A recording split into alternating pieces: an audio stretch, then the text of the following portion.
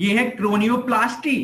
क्रेनियोप्लास्टी का मतलब क्या, कि यहां पर आपने आपके क्रेनियम में कोई प्रॉब्लम है, मतलब अगर मैं सिंपल लैंग्वेज में बोलूं तो आपका हेड एबनॉर्मली बना है, किसी का आपने देखो ना, किसी का अंदर धसा हुआ है, बाहर है, मतलब कोई कोई ना प्रॉब्लम है, तो उसको आप क्या करोगे, उसको ठीक करना है, रिस्टोरेशन। जो डिफेक्ट है क्रेनियम में उसको ठीक करना है। यहाँ वहां पर तो आप जो नॉर्मल था उसको निकाल के फिर वही लगा रहे थे, लेकिन इसमें आप वो तो लगाओगे, इसमें तो आप दूसरा लगाओगे। क्यों? क्योंकि कोई ना कोई क्रेनियम में प्रॉब्लम है। किसी में आपने बहुत समय लिखा होगा हेड क्रेनियम अंदर धसा हुआ है, या हेड का साइज ज्यादा बड़ा है।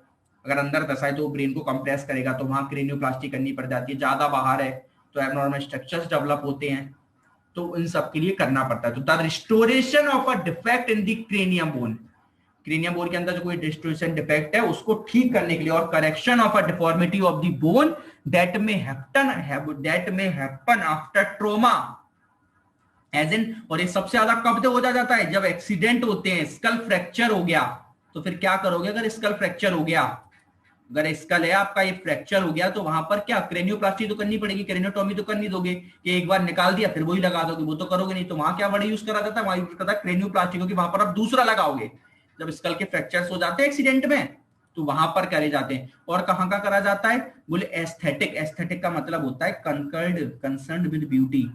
ब्यूटी मतलब क्या, जहां पर आपने देखा वैसे कोई प्रॉब्लम नहीं आ रही, लेकिन मगर अंदर धसे हुए हैं, ऐसी कोई प्रॉब्लम है, तो ब्यूटी से रिलेटेड खुद को ठीक करना है, तो उसके लिए भी हम क्रेनियोप्लास्टी कराते हैं। प्रोटेक्टिव क्या, कि फ्रैक्चर वगैरह हो गया हो, तो आपका प्रोप क्या है, तो आपका स्कल क्या था, वीक पड़ गया, तो आप प्रोटेक्टिव मैकेनिज्म के लिए भी आपको ब्रेन को प्रोटेक्ट तो वही करता है ना, तो क्रेनियोप्लास्टी करनी पड़ी। डिस्कंफर्ट, डिस्कंफर्ट कैसे होता है, अंदर बाहर है तो वो ब्रेन पे प्रेशर लगा रहा है आपको डिस्कम्फर्ट। अब ये बहुत बड़ा एस्थेटिक और डिस्कम्फर्ट में अंतर होता है। बोले क्या होता है सर, बोले डिस्कम्फर्ट में आपको डिस्कम्फर्ट फील हो रहा है, एस्थेटिक में आपको डिस्कम्फर्ट फील नहीं होता है। यहाँ सिर्फ आप अपनी ब्यूटी के लिए कराते हो, आपको पता है कि अच्छा थोड़ा एबनॉर्मल, कितनी सारी सर्जरी है जो आप अपनी सर्जरी सेकंड ईयर में पढ़ के आए हो, जहां पर आप ना राइजोटोमी वगैरह, और आप कितने सारे वो वहां पर कराते हो, राइनोटोमी, राइजो बोल रहा हूँ, राइनोटोमी किसी नाक की कराते हो, नाक। तो एस्थेटिक मतलब क्या, कॉस्मेटिक पर्पस के लिए, कि वहां पर आपको प्रॉब्लम नहीं दे रहा, मगर आप कॉस्मेटिक पर्पस के लिए अपने आप को ठीक करा रहे हो, तब उसको बोलते हैं एस्थेटिक। प्रोटेक्टिव कब, एक्सीडेंट वगैरह होगा, डिस्कंफर्ट की आपको प्रॉब्लम भी क्रिएट हो रही है इसलिए आपने कराया, ठीक है। और ऐसे लोगों में जो क्या ट्रोमा सीजर डिसऑर्डर्स होते हैं, उनमें भी क्रेनियोप्लास्टी करनी पड़ती है। मिलिट्री वाले लोगों में, इन लोग अगर कहीं फ्रैक्चर्स वगैरह हो जाते हैं, कुछ हो जाते हैं, तो ऐसे लोगों में क्रेनियोप्लास्टी बहुत कॉमन होती है। लोकल टेंडरनेस हो रही हो, टेंडरनेस कब होती है, कि जब क्रेनियम का कोई पार्ट ब्रेन से टच हो रहा है, उसको दबा रहा है, तो टेंडरनेस होती है, तो तब करना पड़ता है। Post traumatic seizure, post traumatic seizure समझ गए क्या, पोस्ट ट्रोमेटिक सीजर कब आ रहे थे, अभी मैंने आपको बोला, ये जस्ट पीछे पढ़ के आए हो आप,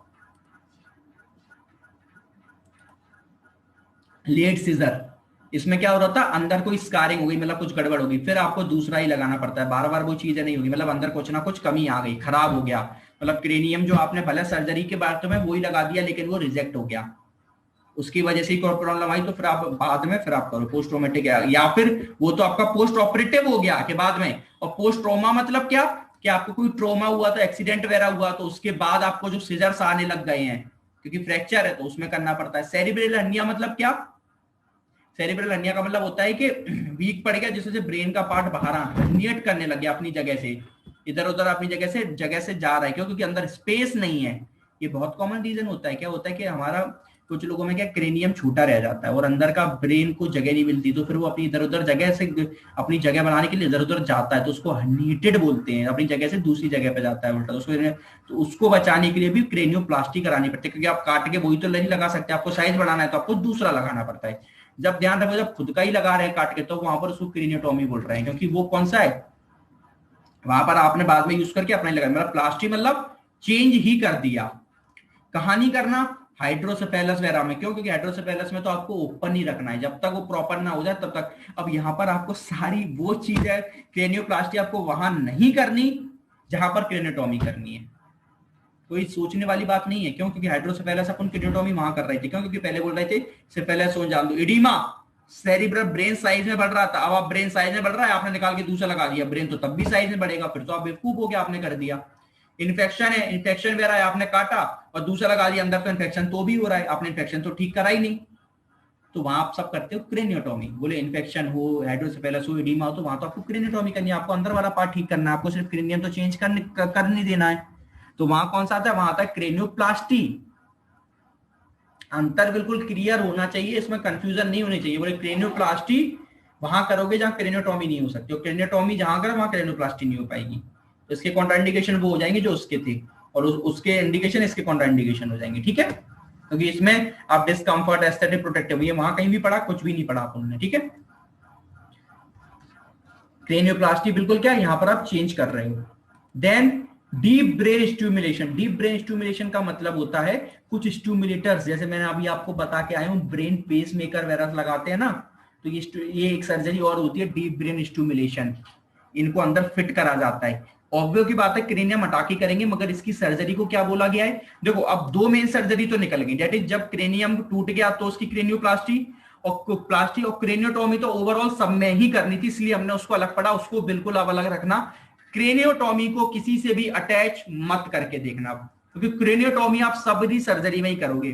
डीप ब्रेन स्टिमुलेटर फिट करोगे तब भी आप करोगे, क्रेनियोप्लास्टी तो सिर्फ एक्सीडेंट में थी। बाकी आप जितनी भी आप पढ़ने वाले हो छोटी छोटी सर्जरी, उन सब में पहले क्रेनियोटॉमी ही करनी पड़ेगी, पहले आपको निकालना ही पड़ेगा तब कुछ। लेकिन अब आप अलग अलग करके अलग अलग सर्जरी पढ़े, जैसे आपसे 2 मार्क्स में पूछ लेंगे what is deep brain stimulation, तो इसका मतलब क्या है कि बाहर से कोई स्टिमुलेट, जो कोई ऐसी मशीन लगानी है जो ब्रेन को अंदर जाके स्टिमुलेट करेगी। तो वहां तो आपको ये लिखना है, वहां तो आप क्रेनियोटॉमी तो ना डिफाइन करके आ जाओगे क्रेनियोटॉमी, लेकिन क्या वहां यहां होगी, बिल्कुल होगी। अब स्टिमुलेटर फिट कैसे करोगे, तो सीधी सी बात है बर होल करके फिट करोगे, है ना। तो ये उसका रिलेशन बिल्कुल अलग है, इसलिए अपन ने उसको बिल्कुल अलग पढ़ा था, वो ओवरऑल एस्पेक्ट में थी। अब यहां अपन छोटे छोटी सबकी अलग अलग सर्जरीज को देखते जाएंगे, ठीक है, वो बड़े लेवल पे थी उसमें सब में। तो deep brain stimulation neurological procedure, इनमें क्या होता है, involving the placement of a neuro stimulator, जैसे इसको बोलते हैं ब्रेन पेसमेकर, जैसे हार्ट में होता है जो हार्ट बीट कंट्रोल रेगुलेट करता है, इसी ब्रेन में होता है जो ब्रेन को रेगुलेट करता है, which send electrical impulse through implanted electrodes to specific target to the brain. यानी क्या हो रहा है, ये करता क्या है कि एक नर्व से दूसरी नर्व के बीच में जो कंडक्शन रुक गया है उसको ये करवाता है, स्टिमुलेट कराता है नर्व को इलेक्ट्रिकल इंपल्स देके। बोलता है क्या, क्योंकि देखो हमारे ब्रेन में जो कुछ भी होता है वो न्यूरल सब कुछ इलेक्ट्रिकल इंपल्स के थ्रू ही ट्रांसमिट होती है इन्फॉर्मेशन।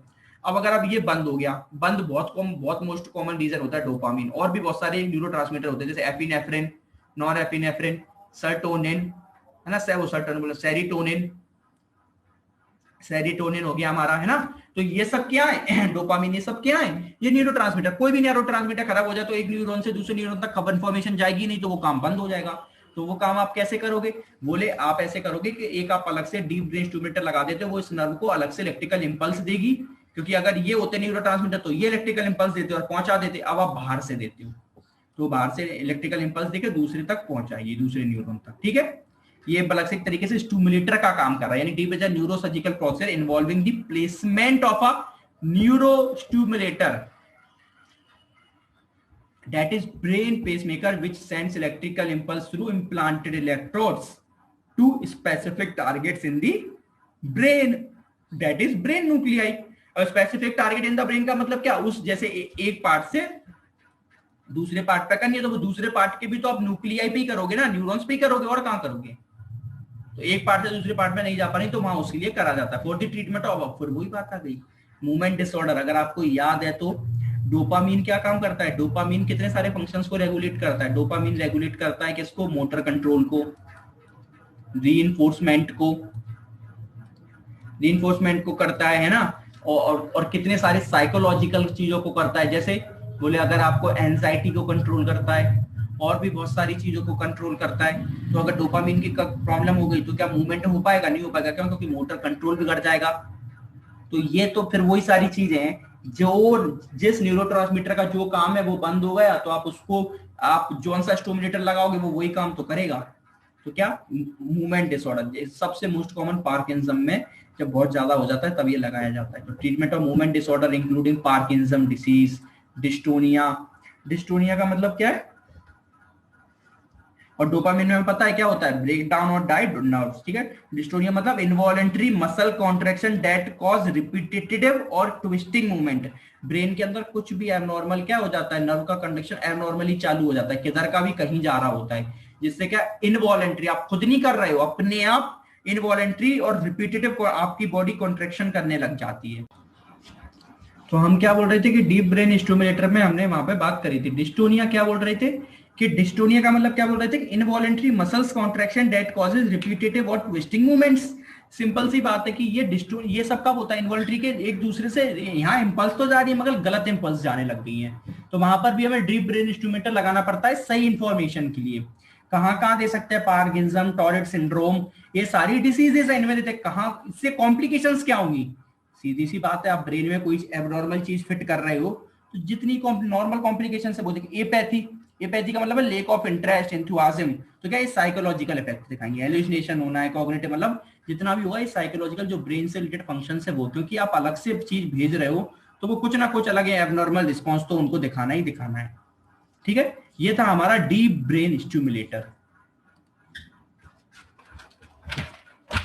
अब हमारा है लैमिनोक्टोमी। लैमिनोक्टोमी मतलब क्या, लैमिना नाम में ही लिखा है, लैमिना मतलब क्या, हमारी वर्टिब्रा, हमारी पर्टिकुलर एक वर्टिब्रा, हमारी वर्टिब्रा, क्योंकि अब हमको पता है कि न्यूरोसर्जरी हमको पता है ब्रेन एंड स्पाइनल कॉर्ड दोनों आता है, तो जब हमारी वर्टिब्रास भी निकाली जाती है वो भी न्यूरोसर्जरी के अंदर ही आती है, याद रखना।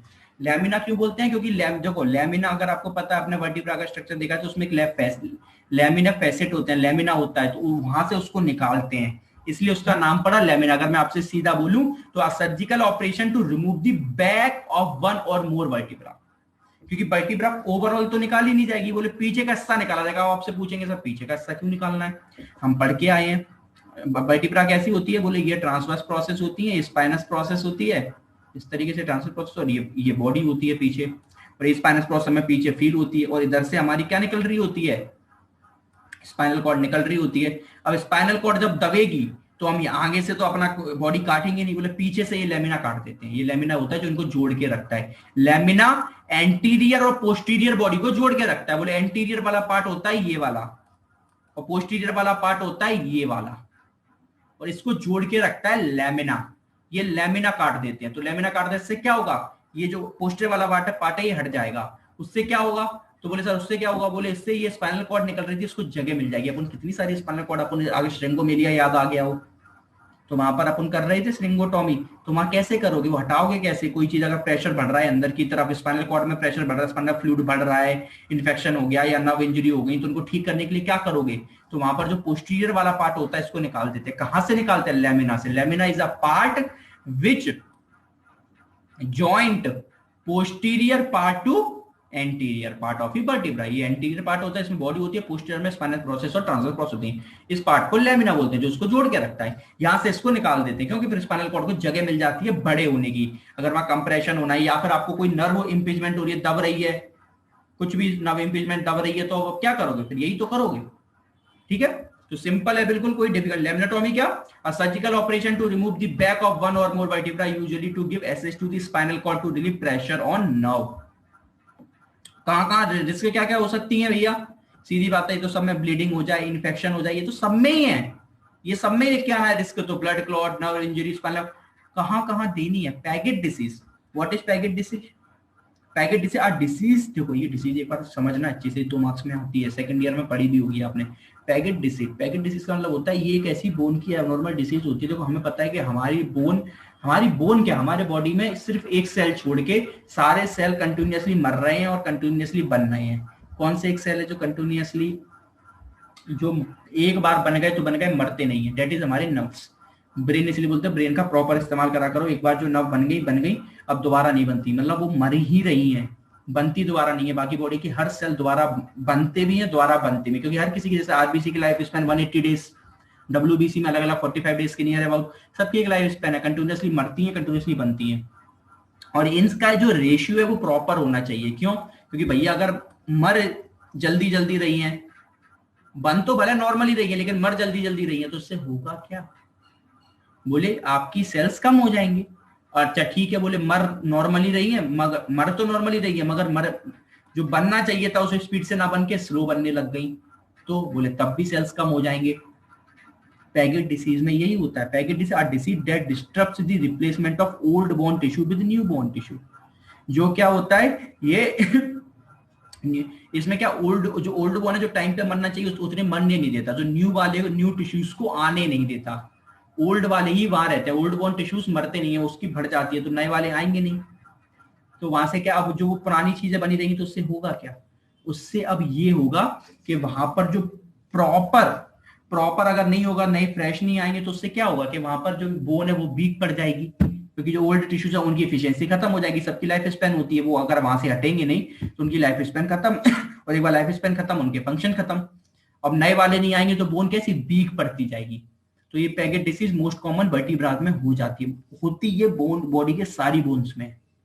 पैगेट डिसीज बॉडी के कोई भी बोन में हो सकती है, मगर अगर ये वर्टिब्रास में हो जाए तो वर्टिब्रा क्या वीक पड़ जाएंगी कम, तो वहां पर फिर आप क्या वर्टिब्रास को हटा के दूसरी वर्टिब्रा लगाओगे, दूसरी लगाओगे, तो वहां पर तो आपने क्या करा, laminectomy, Paget disease. Spine tumour, spine में अगर ट्यूमर हो गया तो वो साइज बड़ा करेगा ट्यूमर, तो वहां पर फिर आप क्या लेमिनाटा हटाओगे।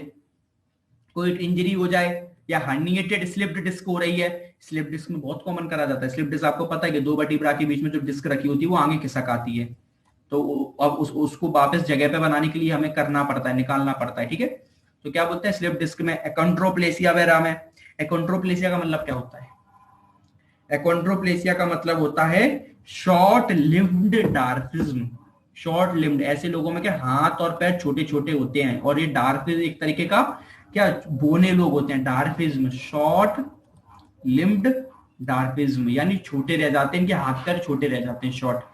तो उन लोगों में हाथ पैर छोटे रहने की वजह से क्या है, अब साइज प्रॉपर बन नहीं पाता, तो वर्टिब्रा छोटे लोगों में भी कुछ वर्टिब्रास निकालनी पड़ जाती है। क्यों, क्योंकि बॉडी में इतनी जगह तो है नहीं, अब इतनी सारी वर्टिब्रास हैं तो दिक्कत होती है, तो पोस्चर छोटा रह जाता है, तो ऐसे लोगों में हम कुछ वर्टिब्रास निकाल लेते हैं, जिससे क्या प्रॉपर जगह मिल जाए स्पाइन को रखने की, वरना वो पूरी जगह वर्टिब्रास ही घेर लेती है, बाकी सब स्ट्रक्चर्स को जगह नहीं मिल पाती। तो डार्फिज्म नहीं बोल रहा हूं मैं बोल रहा हूँ अकोंडी, जहां पर एबनॉर्मल डार्फिज्म हो रहा है, क्योंकि डार्फिज्म में तो प्रॉपर सब चीजें छोटी होती है, एकोंड्रोप्लेजिया में क्या है हाथ पैर छोटे होने लग जाते हैं, ठीक है। ये एबनॉर्मल डार्फिज्म में, नॉर्मल डार्फिज्म में तो सारी चीजें एबनॉर्मल नॉर्मल रहती है, सारी चीजें उसी के अकॉर्डिंग होती है, मगर एकोंड्रोप्लेजिया वगैरह हो जाए तो ये एबनॉर्मल डार्फिज्म होता है, इसमें कुछ स्ट्रक्चर बड़े रह जाते हैं, कुछ छोटे, तब दिक्कत आती है। सब कुछ छोटा हो कोई दिक्कत नहीं, सब कुछ बड़ा हो कोई दिक्कत नहीं, कुछ छोटा कुछ बड़ा हो गया तो दिक्कत हो जाती है। तो बेस्ट एग्जाम्पल है एकोंड्रोप्लेजिया यानी शॉर्ट लिम्ड डार्फिज्म। फिर होता है राइजोटोमी। बोले फिर राइजोटोमी क्या है, राइजोटोमी होता है पर्टिकुलर किसी भी सिलेक्टिव डोर्सल राइजोटोमी, यानी किसी नर्व को काटना। हमें पता है कोई नर्व अगर हमारी इंपेज हो रही है या फिर नर्व डैमेज हो गई है, खराब हो गई है, तो उसको काट के दूसरी नर्व लगा दो, या फिर कोई नर्व है जो हमें इरिटेट कर रही है तो उसको निकाल दो, उसको बोल राइजोटोमी मतलब क्या, कट दी नर्व, नर्व की टोमी करना, ठीक है।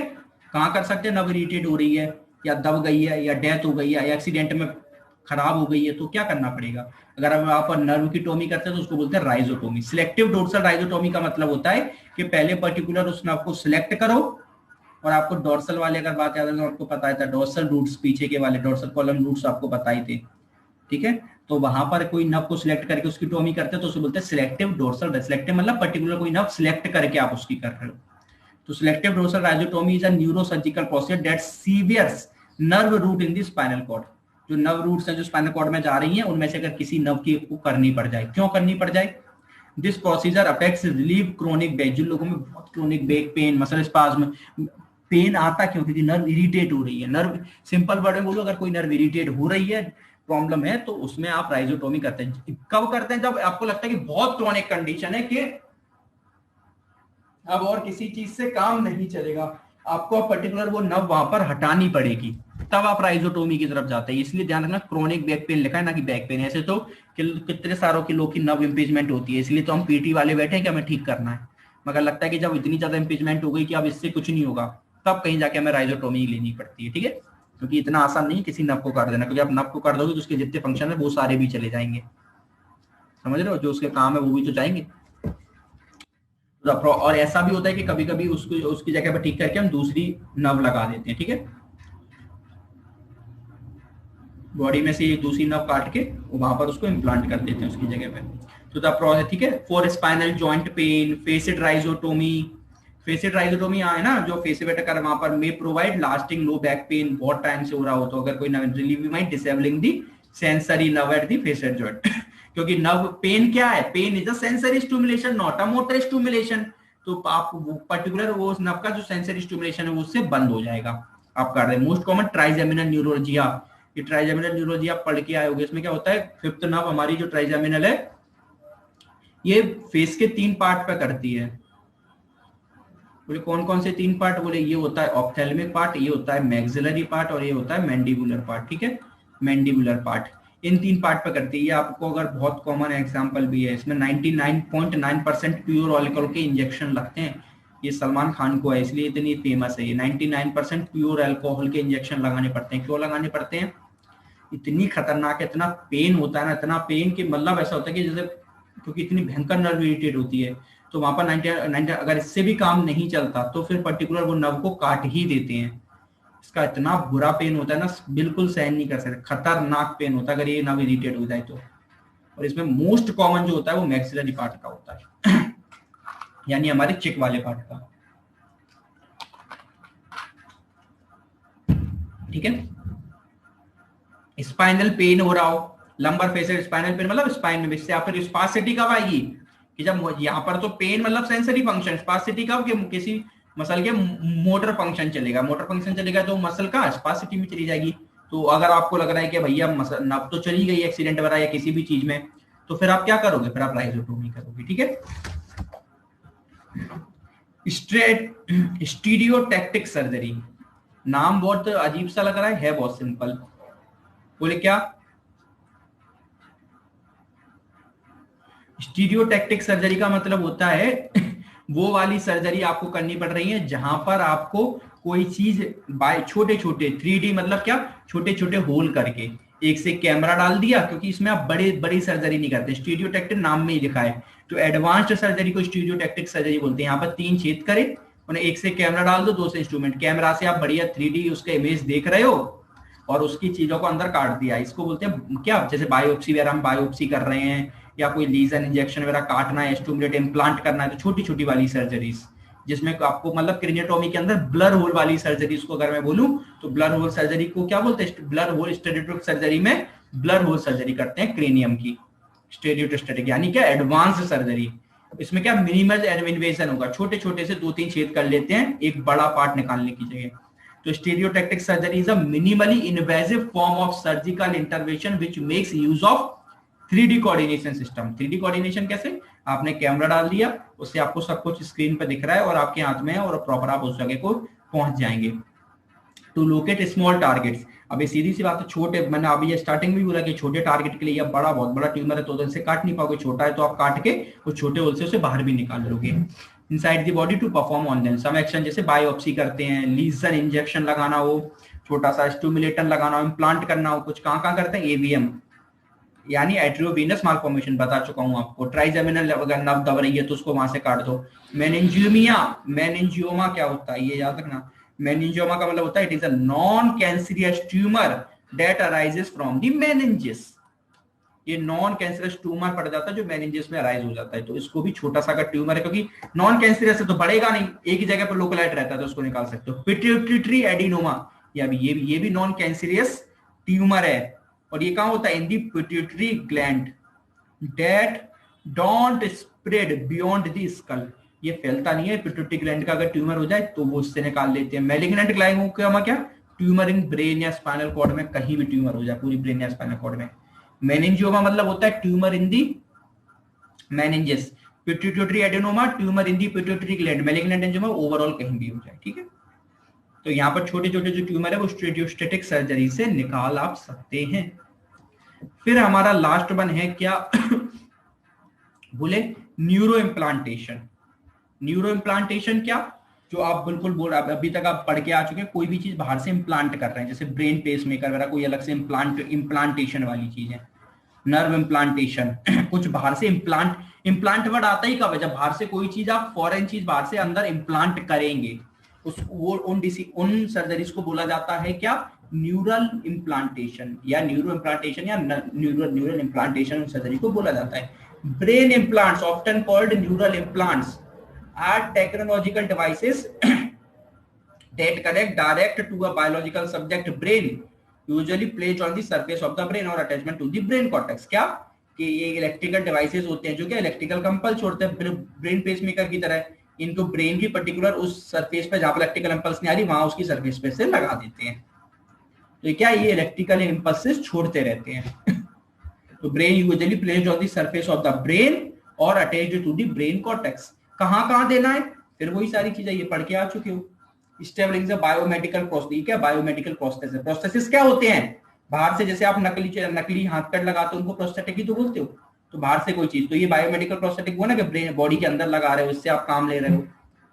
कहां पर लगाते हो, circumventing area in brain that have become dysfunction, जो डिसफंक्शन हो गया है। तो ये इंप्लांटेशन क्या उसका काम करेगा, पर्टिकुलर कोई अगर ब्रेन का कोई पार्ट नहीं कर पा रहा तो ये उसका काम करेगा। आपको कब कब होता है, आपका स्ट्रोक या फिर कोई हेड इंजरी, मतलब एक तरीके से बोलूं इन्फार्क्ट, मतलब उस पार्ट को ऑक्सीजन नहीं पहुंच पाई किसी भी रीजन की वजह से, तो पार्ट खराब हो गया, तो उस पार्ट का काम हम किससे करवाएंगे, बायोमेडिकल प्रोस्थेटिक्स से। तो ये किसके अंदर आ गया, ये आ गया हमारे न्यूरो इम्प्लांटेशन के अंदर।